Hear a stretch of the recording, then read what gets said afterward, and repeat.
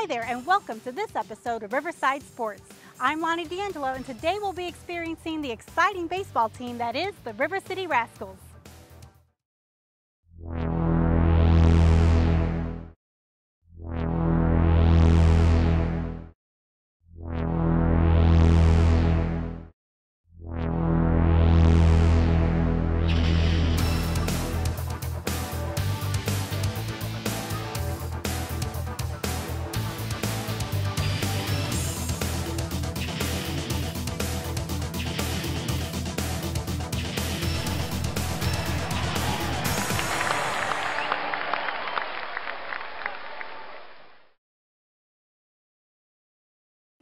All right, here we are at the beautiful home of the River City Rascals, T.R. Hughes Ballpark.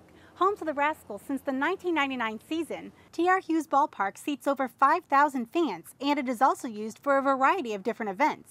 Let's head down to the field and see where the Rascals play ball.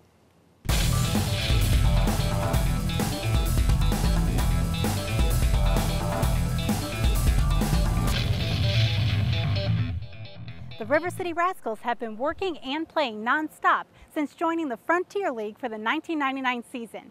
The Rascals have accomplished a lot since their inception, including winning multiple division titles and a Frontier League championship in 2010.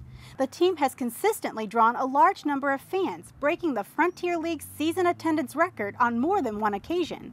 Several Rascals players have also made it to the major leagues, including pitcher Josh Kinney with the 2006 World Series champion St. Louis Cardinals. The Rascals have regularly partnered with several local businesses, showcasing a great sense of community pride over the years.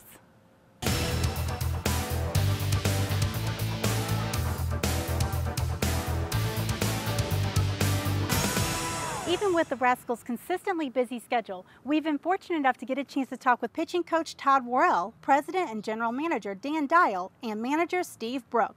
First, we'll have a chat with Todd Worrell, pitching coach for the River City Rascals.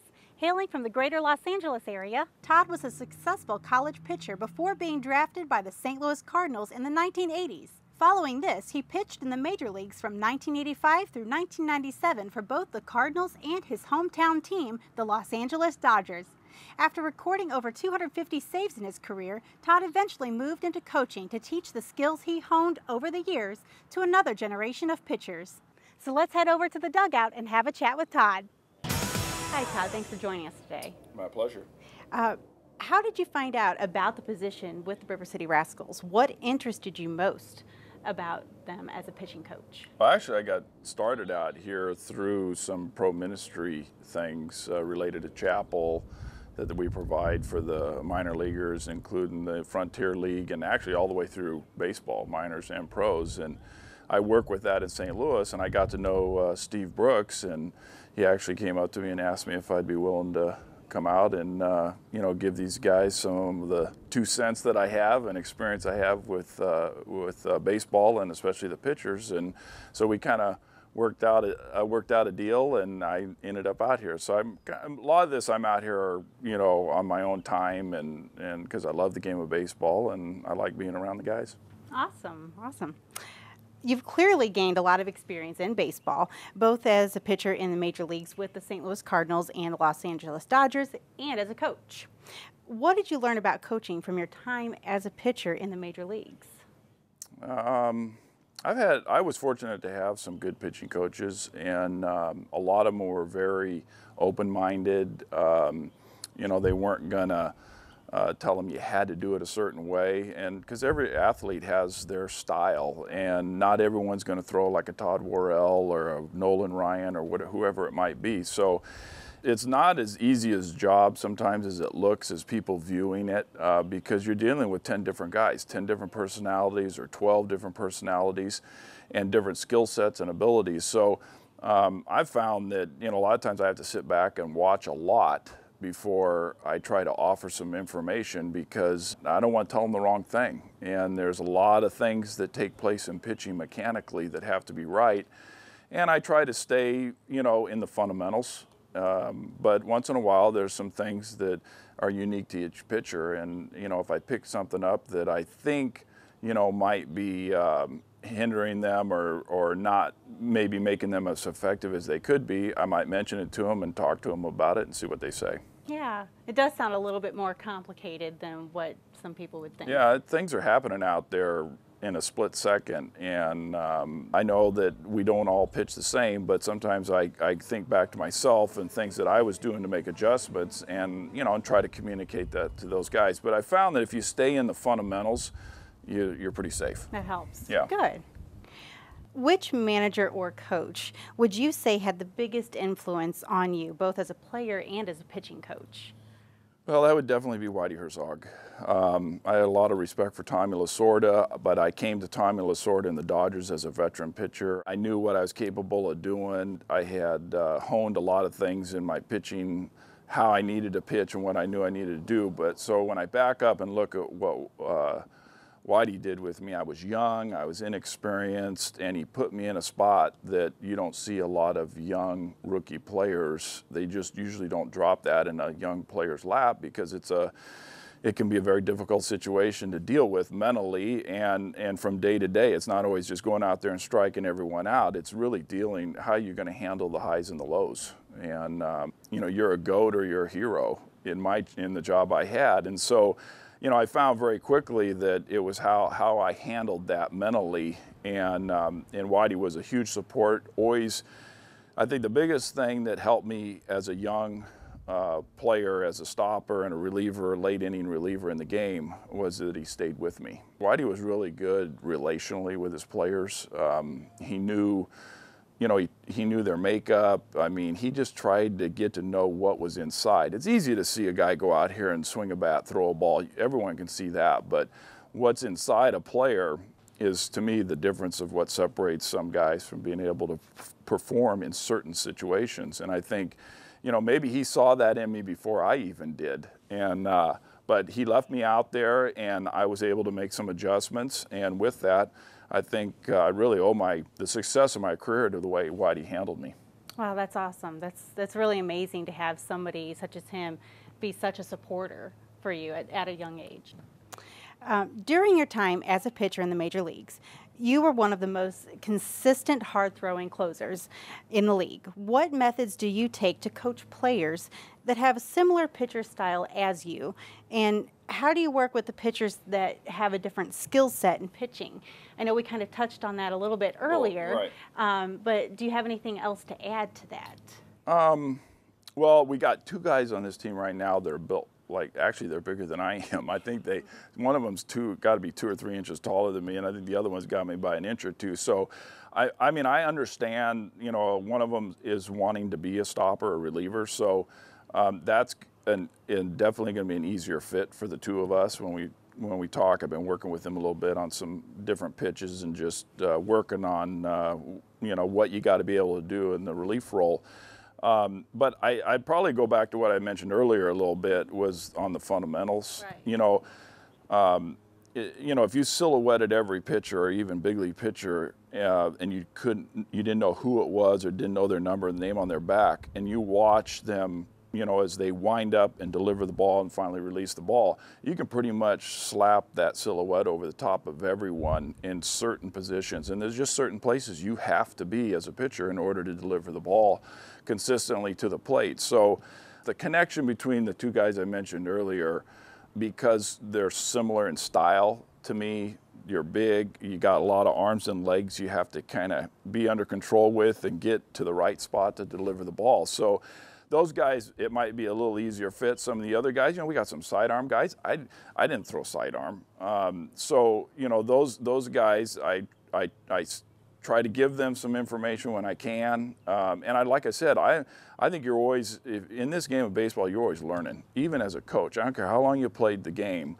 You should always approach it as, I don't know everything, and I should be trying to learn these guys and see what their idiosyncrasies are and see if I can pick something out that'll make them a better pitcher. So that's kind of how I go about it.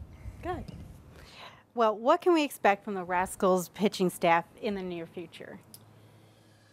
Well, as far as their performances go, we talk about throwing strikes, and the reason for not throwing strikes is normally comes back to what we were just talking about, that they got a flaw in their mechanics. So we talk about throwing strikes, we talk about getting ahead of hitters and forcing, some statistics in this game are really beneficial if you listen to them. And when your best hitters in the game only hit 3 out of 10 times, what's happening those other 7 times?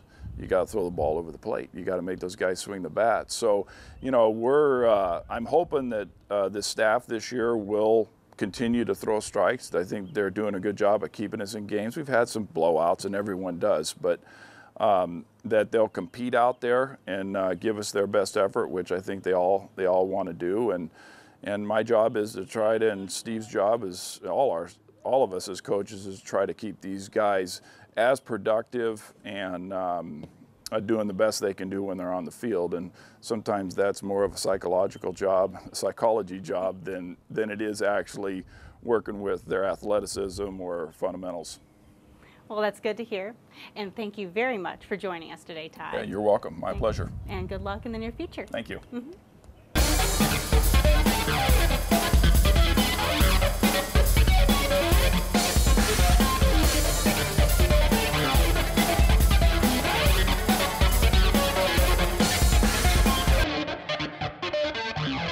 All right, now we're going to have a talk with Rascals President and General Manager Dan Dial. Hailing from Sikeston, Missouri, Dan earned his Bachelor of Arts degree in Sports Management with a minor in Business Administration from Southeast Missouri State University in 2009.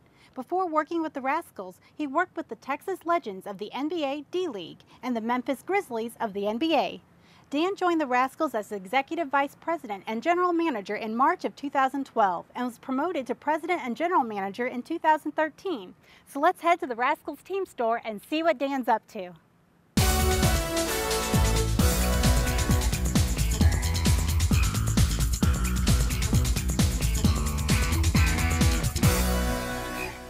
How's it going today, Dan? It's going well, thank you. Awesome, good. Thanks for joining us today. Thanks for coming out. We love having people out here seeing the stadium and finding out more about the team. Good.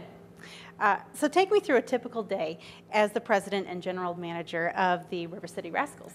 That's such a difficult question. But the first and most important thing is just making sure that the stadium is prepared and ready. And, then from there, we're trying to make sure that we got people inside the ballpark to see the game. So, we're getting the word out to the community. We're updating our website. We're getting out our newsletters. We're getting our press releases to the media. And we're doing all those daily preparatory things to make sure, again, that people know about the games and that they, have that access to get here, doing daily promotions and things like that. And then during the off season, we transition into more of a role as working with our corporate sponsors and planning for the next year. And so that's what a lot of our time is consumed with during the off season. It never ends. No, it really doesn't. Before serving as president of the Rascals, you initially joined the team as the executive vice president. Can you tell me about how you found out about the Rascals and how you've worked your way up to your current position? Well, just like a lot of other industries, there's a website called Teamwork Online, and it posts a lot of the job opportunities. And it just so happened that the Rascals general manager position came open. I, sent some emails to the owner, and over a couple months' time, was finally able to get in touch with them, and it just rolled from there. I think it was kind of a perfect storm of timing. I was looking to make that transition in my career, and they were looking for a fresh face to come in and kind of hit the restart button on the organization, and so it all just came together at the right time. Just clicked, perfect timing, like you said. Good. Many of the teams you've worked with in the past, including the Rascals, have been making strong impacts on their respective communities for well over 10 years. What has it been like for you coming in to work for teams that already have a strong reputation, as opposed to working with a team that is starting from the ground up? It's very different. When you join an expansion franchise like I did, you're trying to really get the word out there that there's this new team and explain to people what it was, especially with the NBA D-League is a minor league affiliate. A lot of people don't even know that exists. So especially in the Dallas market, we were doing a lot of explaining, what is this product, why would you come to see it? So that was part of it. And then on top of that, you're trying to gain people's trust. So you're trying to make them understand this is why we want to come to your schools and have pep rallies with your kids, or this is why we want to come to your church and talk about, the values of our team and what they could mean for the community. as opposed to joining a team like the Rascals or the Grizzlies where they're already well established in the community. And what you're trying to do is to consistently stay on top of people's minds. So, you know, with the Grizzlies, I got there and they had some unsuccessful seasons for, you know, quite a long time. And so that was the struggle, was trying to get people to really care about the team again and get connected with the team and to see them succeed. And thankfully that did happen. And then coming here, a little bit of the same thing, which is, you know, people understand who we are and what we stand for and why you want to come out, great family entertainment, affordable prices. It's more about reminding those people, you know, because everybody has a life, and you get in that position during the summer and you've got your kids' soccer practice, and, you know, you've got church on Sundays, and you know, all these different things that are going on, and then before you know it, it's September, and oh, I missed the whole Rascal season, you know, and that's our struggle, is to make sure that we remind people on a daily basis, hey, we're out here. We know you love the product, you know, we just got to remind you that it's here. Right. And I think that's our day-to-day objective, is to remind people, hey, it's great family entertainment, and you know that you love it, you know, just remember. Absolutely. Come on out. Yeah, visit us. Right. Can you tell me about the process that goes into the Rascals promotions, including the in-game promotions that occur during breaks and play? Well, it's really just a roundtable, you know, discussion at the end of the season. You know, that last day of the season, we kind of sat down, and we do have a couple days, you know, let our jets cool. But you know, around October, we start sitting down and start laying out, okay, this is what our schedule is once we get that from the league, and then we do research for other minor league teams, other major league teams, and see what type of promotions that they're doing. We go over our notes from the previous season on what worked for us, what didn't. Of course, we have our standby games that we do every year. You know, Cancer Survivor Night, our bobblehead nights. You know, we've got our Bark in the Park, where dogs are allowed to come into the ballpark. So, you know, you kind of lay out there's 15 or 20 games that you know you're going to have every year. But then it's fun because you've got those other 30 dates to kind of play with. So that's what we try and do, is come up with promotions that we know will excite the fans and get new people out here to the ballpark. Hey, even if you're not a baseball fan, you could care less. Maybe you do want to renew your wedding vows in a really casual, fun way. Yeah. So that's kind of what we do. We just sit down and brainstorm and try and come up with creative ideas to get people out to the ballpark. And of course, we're also coming up with new food items. So, you know, 2 years ago we unveiled our arch nemesis burger, which has become a huge hit for us in the concession stands. And then every year we're coming out with some new concessions. So this year we've got kind of like a rodeo western type burger, which is called our Brook Burger, and you know, we've got cheese cubes, and we've got apple fritters, and so that's the other part of the promotions, is trying to light up some food items that'll fit in and that we can really promote before the season starts as well. Absolutely. And talk about this great merchandise that you guys have too. Is this something that you guys plan on in the off season as well, trying to think of new fun things to offer to the fans? Yeah, I mean, obviously we're always going to have hats and baseballs and that kind of stuff, but yeah, I mean, that's where we kind of do the market research and see what's working for other teams, and you try and find out what is it that people want to buy. And of course it's hit or miss. You know, sometimes you put out some things that nobody wants, and then sometimes you put out some things you run out of in a week. But that's, you know, again, that's the process of trying to find out. And we go to our fans as well and say, hey, what do we not have in here that you'd like to see in here? So when people come to the ballpark, they give us that feedback. Yeah, get some great input. Right. So what do you hope to ultimately accomplish as the president and general manager of the River City Rascals? It's another big question, but I do have an answer for that. We want to see this place filled up like it was in the first couple years. You know, in 1999 and 2000 and 2002 and 2003, you know, we had sellouts here, and I think a lot of that was people, it was new to people, you know, the Rascals were this new exciting thing, and it was a different time back then, you know, there weren't as many things to do as there are now, so we're competing with a lot of entertainment dollars, but we want to get the community reinvested into the team to the point where, hey, some Saturday in June we've got 5,000 people in here, and you know, because that's exciting just to be a part of something like that. And of course that's you know, we're working on that every day. That's not something that we just, you know, tomorrow we're going to have 5,000 people here, and we're building on that from year to year, and we've had great success in the last couple of years getting this thing to the point where we feel like we can achieve that. It's been a big turnaround for us in the last couple of years, and so now we've got our great concessions. We've got a lot of improvements to the stadium. We put in a new playground. the city and the team are working together, you know, in sync to make sure that we can accomplish that goal. So again, once we can get to the point where, you know, we're getting that message out to the masses and we can get 5,000 people back in here on a given night and we can sell this place out, I think that's what we're really working towards. Yeah, absolutely. Good to hear. Well, thank you, Dan, so much for talking with us, and good luck with everything in the future. Okay, thanks. You're welcome. All right, last but certainly not least, we're going to have a chat with Steve Brook, Manager and Director of Baseball Operations for the River City Rascals. Before managing, Steve pitched for the Rascals from 2004 through 2007, setting the franchise record in wins and striking out over 300 batters. In 2003, Steve earned his degree in history and secondary education from Illinois Wesleyan University. Following his playing career, he earned a master's degree in physical education and athletic administration from the University of Central Missouri. In 2010, his first season as manager, Steve led the Rascals to their first Frontier League championship. So let's head back to the dugout and have a chat with Steve. How are you doing today, Steve? I'm excellent, thank you. Good. Thanks for joining us today. I appreciate the time. Good. How did you initially find out about the Rascals when you joined the team as a pitcher in 2004? And what led you to your current position with the team as a manager?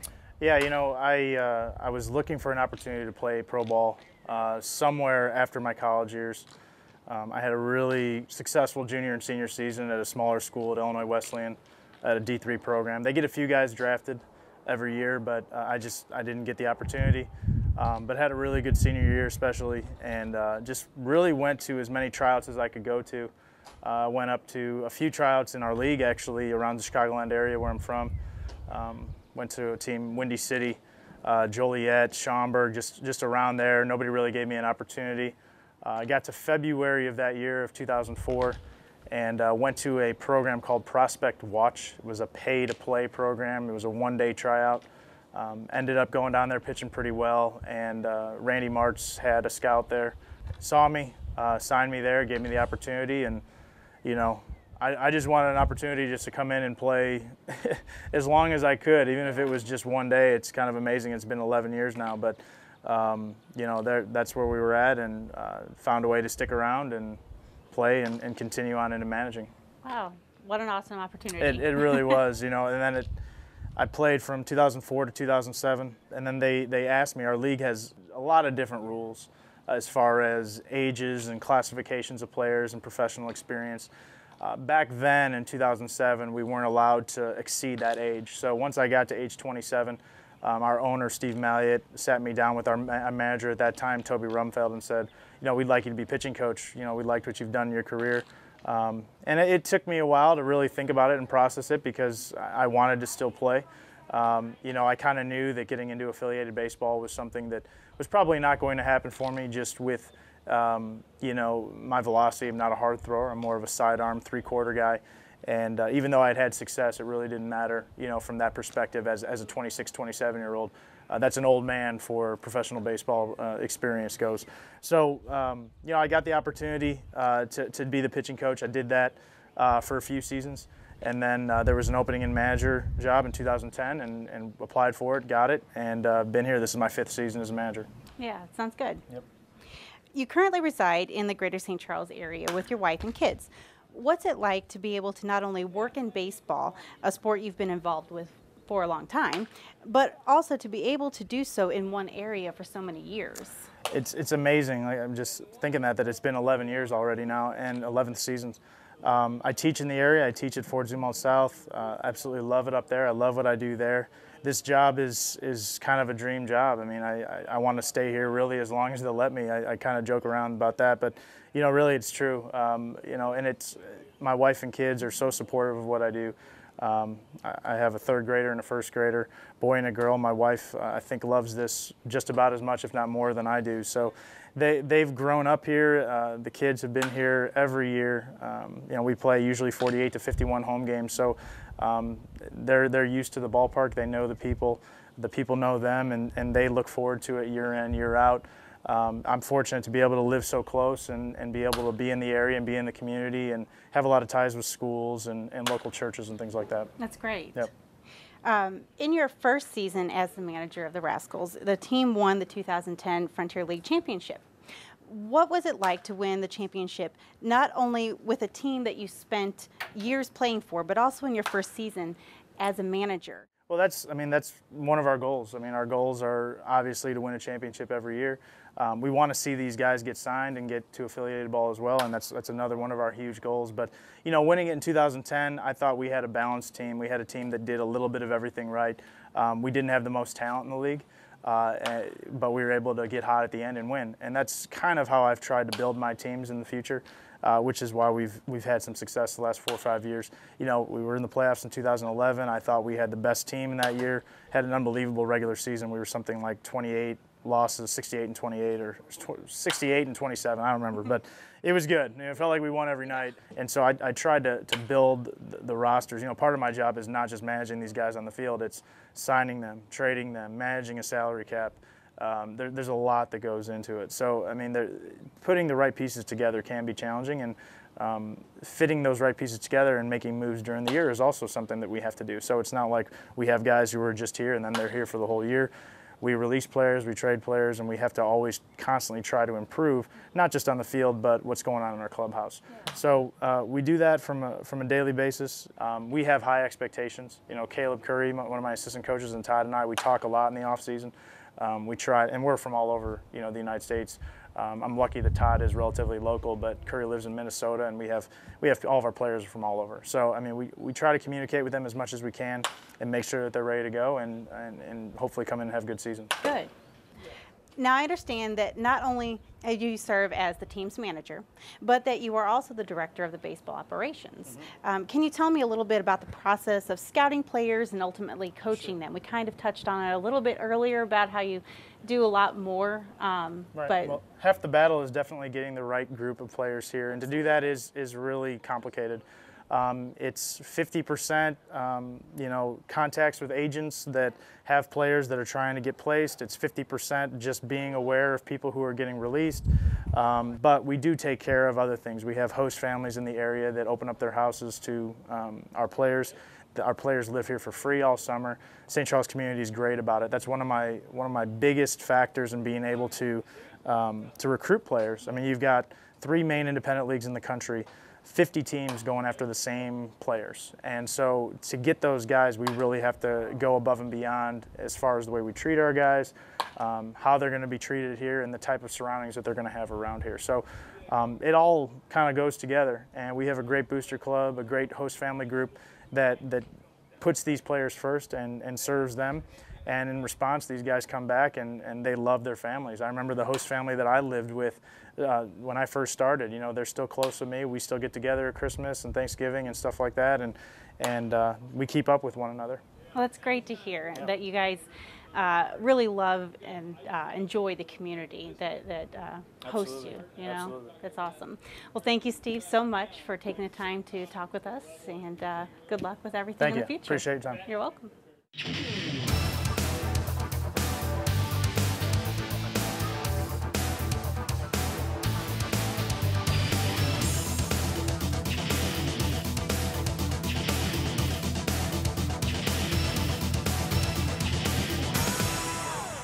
Well, that's going to do it for this episode of Riverside Sports. Thanks for joining in the River City Rascals experience here in O'Fallon. Don't forget to check out the Rascals for yourself, and we'll see you next time.